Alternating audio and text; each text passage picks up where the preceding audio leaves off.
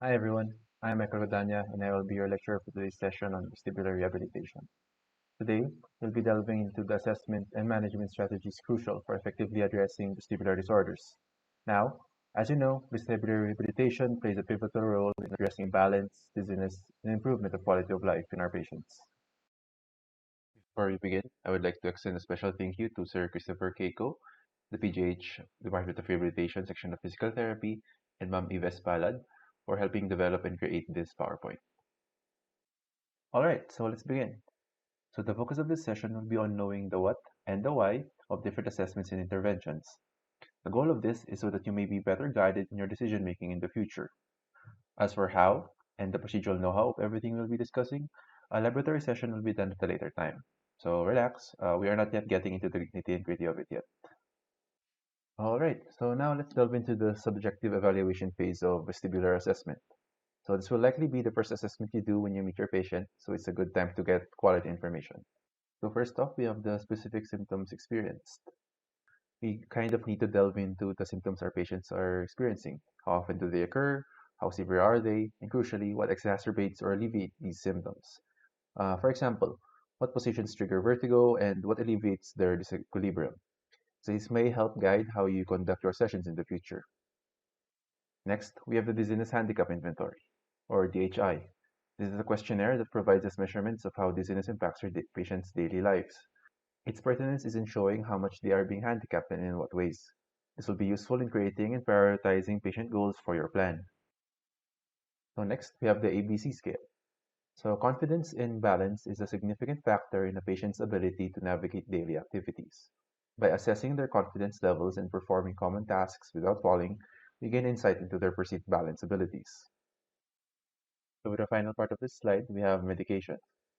So we as physical therapists must also be vigilant in understanding our patients' medication regimens. Some medications can impede the central nervous system's ability to adapt or compensate following vestibular rehabilitation. Thus, you may encounter situations where rehabilitation is slower than expected if you don't take into account the medications that they are taking. Alright, so next we have the previous and current functional status, which will help you understand what goals and expectations your patients may have. Similarly with knowing their ADLs, as you may wish to prioritize treatment that addresses the concerns with their daily lives. As physical therapists, we always try to focus on things that are both meaningful and practical to the patient, and knowing their functional status and their ADLs is pertinent to this. And we have the common questions you ask for when looking at the history of symptoms. These are all similar to a pain subjective evaluation, if you've noticed. I would just like to highlight that dizziness tends to be a catch-all term for different concepts that I've defined and highlighted below. In the future, be sure to understand and communicate what specific aspect of dizziness you mean to avoid confusion. So is it vertigo, is it disequilibrium, or maybe it's oscillopsia? Either or, just be clear with what you mean. Alright guys, so here naman we have the VAS scale. So more commonly used for pain measurement, we simply have to ask how dizzy the patient is. Yes, VRS, or the verbal rating scale is also usable, though VAS is more reliable from what I last read. So moving on to our objective assessments. So first we have the tests for gaze stabilization and eye-head coordination. So these are the usual tests that are unique for the vestibular rehabilitation setting. And basically the long and short of this is that there are two things you look for. If they can track an object and or maintain their gaze stability. If they cannot do either, it's very likely they will have difficulty with many ADLs, such as community ambulation, anything that requires fine motor movements. Or how about a different example? So imagine you're playing frisbee, football, or basketball during bakbakan. Imagine having to play that sport while not being able to track objects or maintain your gaze. It is highly likely that you'll have difficulty playing those sports. Alright, so let's just move on to some of the more finer details. So for ocular alignment, we're just checking if both eyes are aligned. Is one eye shifting to the left or to the right? For the smooth pursuit of eye movements naman, when you check for the smooth pursuit, you have to ask the patient to keep their head in a stable position and that they have an object that they have to track. For example, good day po, ma'am and sir. Check po natin yung pagsunod po ng inyong mata dito sa pen na hawak ko. Sundan ninyo po kung saan pupunta yung pen. Huwag nyo po igalaw yung ulo nyo, gamitin nyo lang yung mata nyo. So next naman, we have saccadic eye movements. So just for definition, saccade is a rapid ballistic movement of the eye that abruptly changes the point of fixation or focus. So in our context, we would usually check how the patient shifts their eye from one target to another without moving their head. We are looking for abnormalities such as delays or lag in the movement. Right, so moving on to the head impulse test or HIT. First, let's do a quick review on the vestibulo-ocular reflex or VOR. Without getting too much into technical detail, the VOR is like a built-in camera stabilizer for your eyes. When your head moves, it automatically makes your eyes move the opposite way to keep your vision steady. So even if you're walking around, running, things stay clear and don't get all blurry. Thus, if this is malfunctioning, it is very easy for patients to feel discomfort or dizziness while they are doing activities of daily living. Here are some tests for VOR specifically. The first being a dynamic test, and the next being a gaze stability test. Both these tests basically tests the patient's ability to focus and read a target while negative external factors are present. Alright, here naman we have a visual image of the head impulse test as demonstrated by our handsome friend over here. So on a normal result, as the examiner quickly moves the patient's head to the right or to the left, the patient's eyes will still remain focused on the target, or in this case, the examiner's nose. So here in an abnormal VOR result, the patient was not able to focus on the examiner's nose or the target when the examiner moved the patient's head to the right or to the left. And instead, the patient's eyes actually moved with the head. And only after a slight delay did the eyes correct itself and then refocus onto the examiner's nose. So here naman we have another video demonstration of the hit test. Here, the examiner asked the patient to focus on their nose. So after watching this a few times, you may notice that the patient's gaze when moving to the right is actually alright. It remains steadily focusing on the examiner's nose. However, when it comes to looking towards the left side, her eyes actually follow her head once it gets moved, and then she eventually corrects them after a short delay. So the trick of this test is to be able to move the patient's head quickly enough to have a valid test result without actually hurting the patient. So here naman is another aspect of VOR that we can check, specifically known as VOR cancellation. So it should be noted that we're not actually checking for smooth pursuit, but we're rather checking for VOR stabilization. Always remember that VOR is helpful for gaze stabilization, but they should also be able to cancel it when they are tracking or while their head is moving. Okay, so the next topic we'll be discussing is provocative positional testing. However, before we do this, we must have to rule out VBI through the vertebral artery insufficiency test. We do this test first because VBI is a very serious condition. It contraindicates most cervical manipulation and provocative positional tests. Okay, so here our first test is the Dix-Hallpike maneuver, considered the gold standard for testing. For us physical therapists, this test has a high clinical value. Just be aware, guys, that this is a provocative test. Thus, it reduces the symptoms of vertigo and nausea. So I highly suggest that you consult your patient beforehand that they might experience this. And I also suggest that you bring a bucket just in case.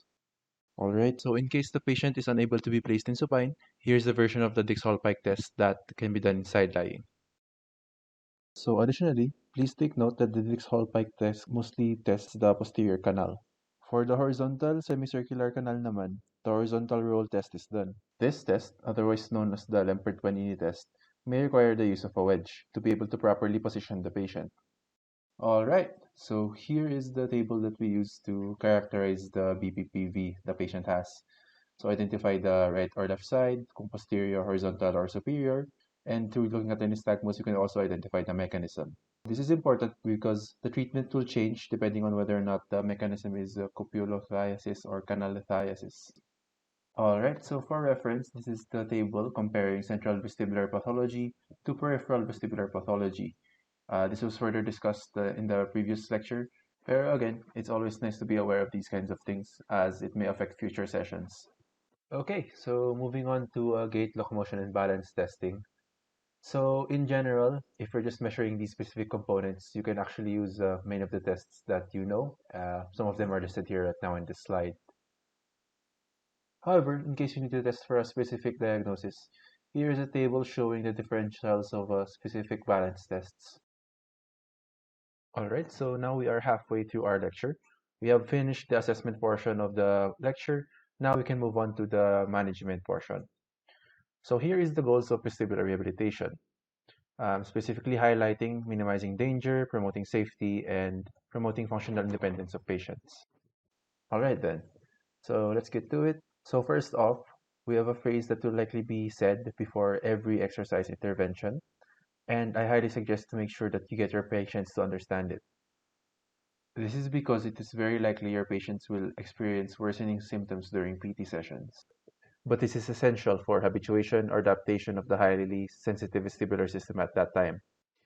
I want you to remember that consistency is key, especially if the condition is not mechanical. Patients must engage in exercises daily to habituate and adapt their vestibular system effectively. Additionally, as I joked before, nausea is very common during PT sessions, so you and your patients should anticipate this problem. So moving on, here are several key principles that guide the therapeutic process for vestibular disorders. The first, adaptation, involves teaching patients to adapt to their vestibular disorder, both in terms of how they live their daily lives and by adapting their environment to minimize challenges. Next, we have habituation. This is very crucial, particularly for patients experiencing hypofunction. Through repeated exposure to stimuli, patients can habituate their vestibular system, reducing symptoms over time.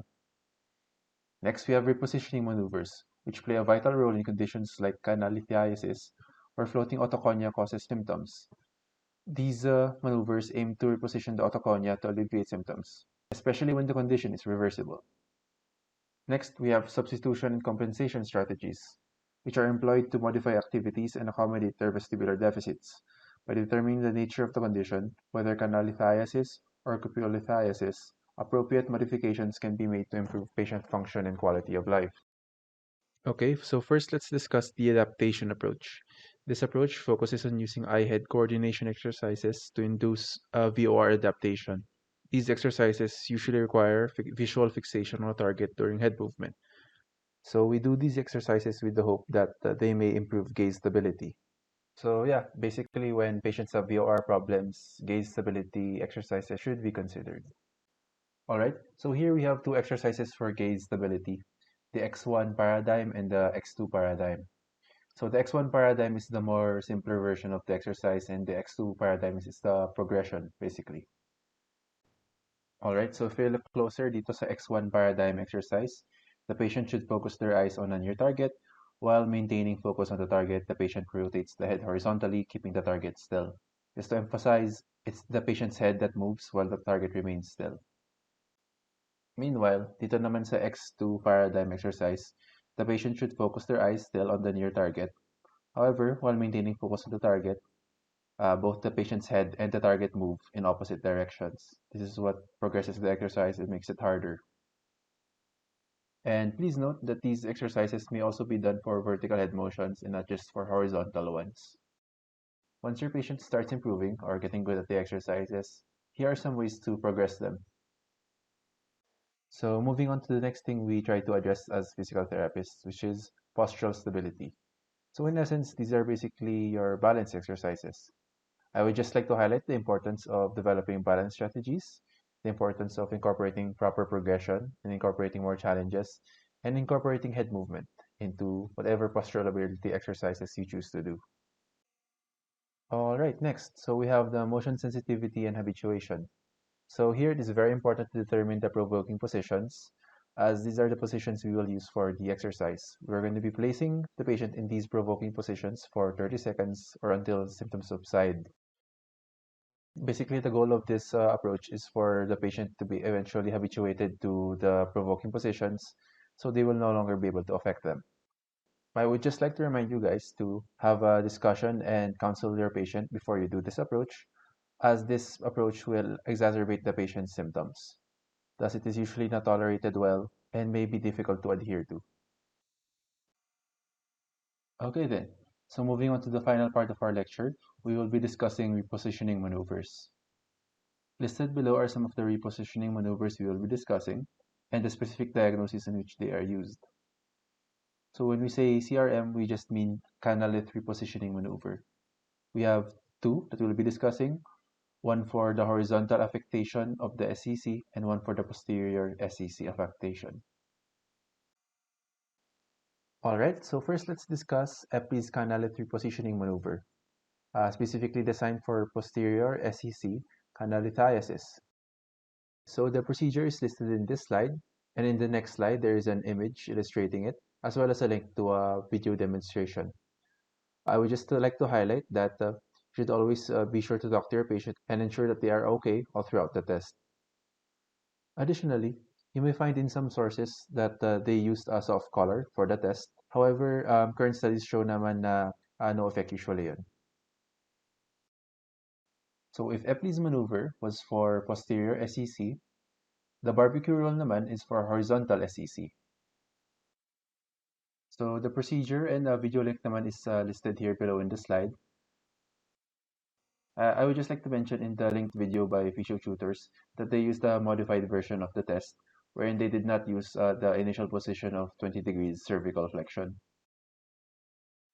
So next we have the liberatory or Semont maneuver for posterior SEC cupulothiasis, though it has also shown effectiveness when used for treating posterior SEC canalithiasis when compared to the Epley's maneuver. The written procedure and a link to a video demonstration is here on the slide. Okay, so here we have the Brent-Daroff exercises. So here's the written procedure and a link to another video demonstration. The main takeaway for this exercise is it's very similar to the liberatory Samant maneuver, except that it can be done independently once the patient is trained and can be done at home. Thus, it is usually prescribed as a home exercise for people with BPPV. Okay, last two maneuvers. So in this maneuver, we have the Kasane maneuver, which is basically a modified Samant maneuver. So here's the links and the description of the procedure. So I would just like for you guys to note that this maneuver can be done independently by the patient, but can also be assisted by the therapist. And that additionally, in the video demonstration, the therapist used a modified time of 1 to 2 minutes, which is also okay. However, in the original literature, Kasani directed using 2 to 3 minutes. Alright, so with our last maneuver, known as the Apianis maneuver, we have a maneuver very similar to the Kasani maneuver, except that the patient is turned towards their unaffected side instead of their affected side. The procedure and video link demonstration is listed here.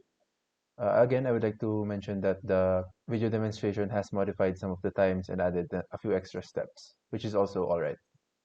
And alright, that's going to be the end of our lecture. Congratulations for finishing the 2 lectures in 1 day.